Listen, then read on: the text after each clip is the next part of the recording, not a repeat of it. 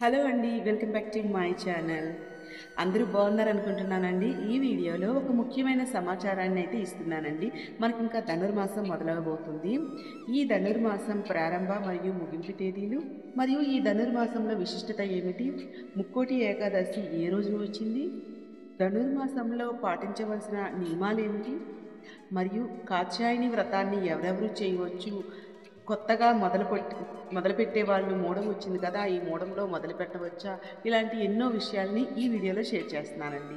ఎక్కడ కూడా స్కిప్ చేయకుండా చూస్తున్నారని అనుకుంటున్నానండి. ఎటువంటి సందేహాలున్నా కామెంట్ సెక్షన్లో తెలియచేయండి. మనం మన పండగల్ని చేసుకునే విధానాన్ని బట్టి, అంటే మన కాలాన్ని బట్టి రెండు రకాలుగా లెక్కేసుకుంటూ ఉంటాం. సూర్యుని బట్టి, చంద్రుని గమనాన్ని బట్టి. చంద్రుడి పౌర్ణమికి ఏ నక్షత్రంలో సంచరిస్తూ ఉంటాడో ఆ చాంద్రమానం ప్రకారం ఆ తెలుగు నెలలుగా మనం లెక్కేసుకుంటూ ఉంటాం. అయితే కొన్ని నెలలు, కొన్ని పండుగలు సూర్యుని బట్టి కూడా, ఆ సూర్యుని కాలగమనాన్ని బట్టి కూడా లెక్కేసుకుంటూ ఉంటాం, ఆ పండుగలు చేసుకుంటూ ఉంటాం. మరి సూర్యుడు ధనుస్సు రాశిలోకి ప్రవేశించినప్పుడు మనకి ధనుర్మాసం మొదలవుతుంది.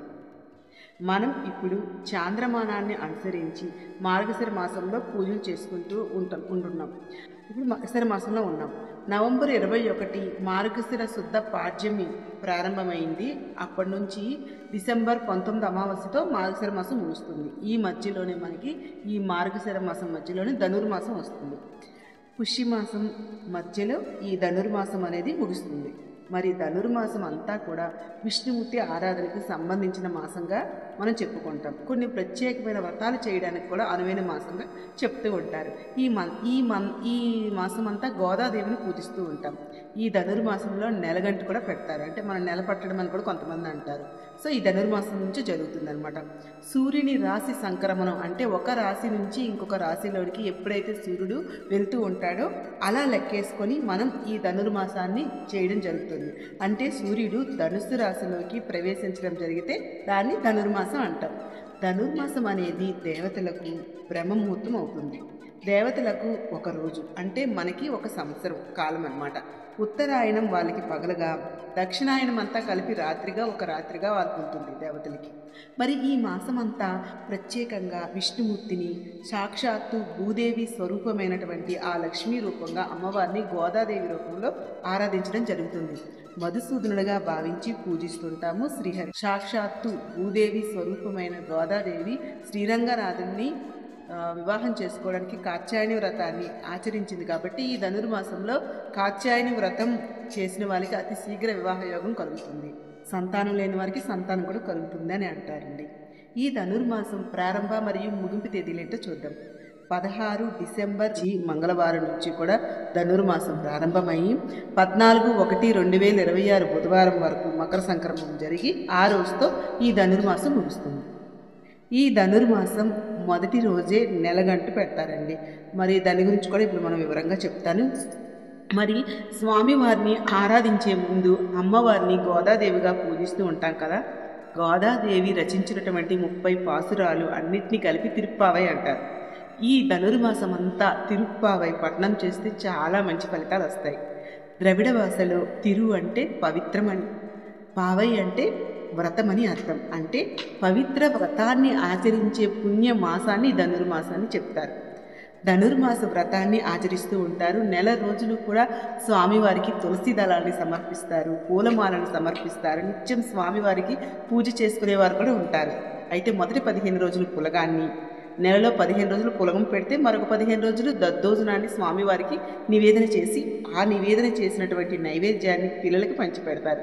దాన్నే పాలభోగం అంటారండి. ఇలా పెట్టడం వల్ల ఎవరికైనా సంతాన సమస్యలు ఉంటే అవన్నీ తొలగిపోయి మంచి సంతానం కలుగుతుందని, వివాహ యోగం లేని వారికి అతి శీఘ్రంగా వివాహ యోగం కలుగుతుందని చెప్తారండి. జాతకాల్లో ఎటువంటి దోషాలు ఉన్నా కూడా అవన్నీ తొలగిపోతాయని ప్రతీతి. సాక్షాత్తు ఆ శ్రీరంగనాథుడినే వివాహం ఆడదలిచి స్వామివారిని వివాహం చేసుకోవడానికి గోదాదేవి అమ్మవారే కాత్యాయని వ్రతాన్ని ఆచరిస్తుందంట. ఈ వ్రతాన్ని ధనుర్మాస వ్రతమని, శ్రీవ్రతమని, కాత్యాయని వ్రతమని పిలుస్తారండి.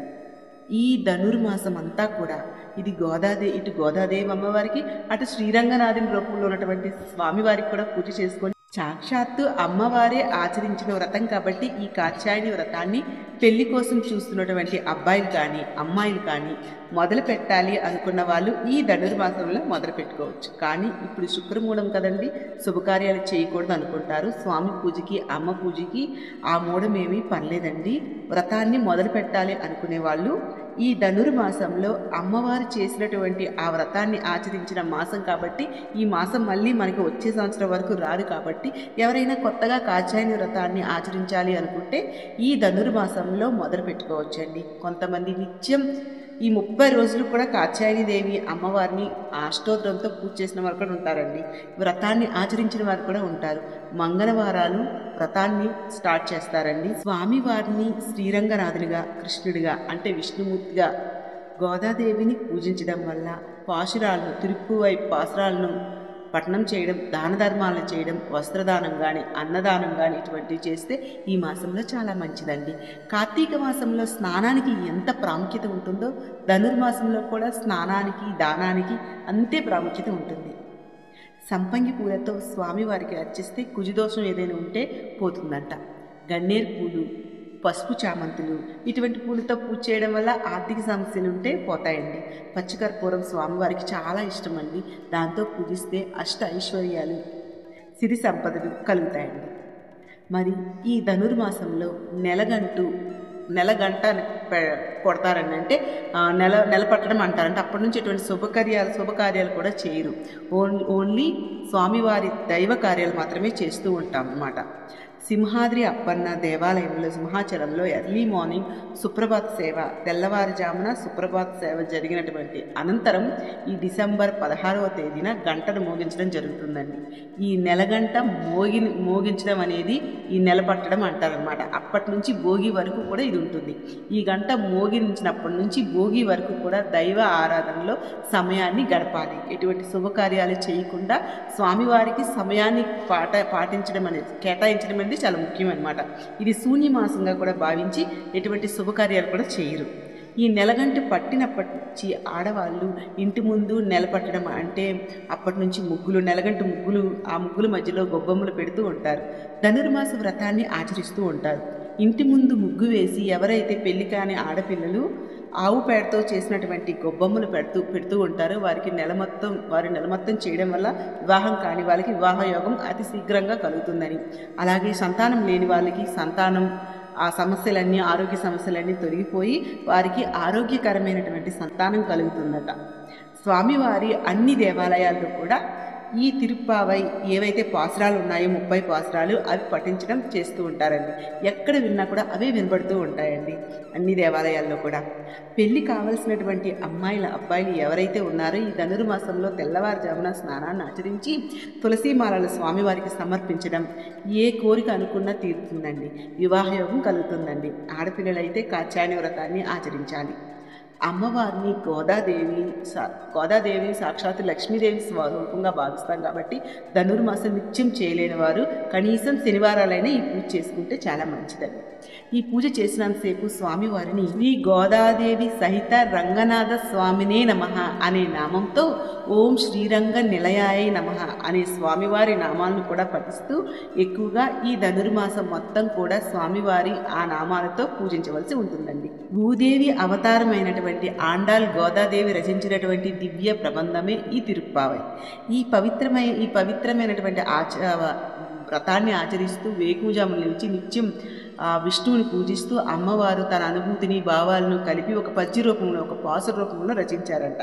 అలా రోజుకొకటి చొప్పున 30 రోజులు 30 పాసురాలు రచించి వాటిని విష్ణువుకి అంకితం చేసింది.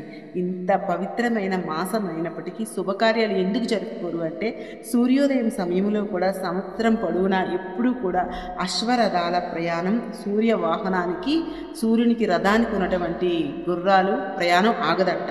ఎంత ఎండున్నా కూడా వేగంగా పెరిగే గుర్రాలు ధనుర్మాసంలో మాత్రం అలసిపోతాయంట.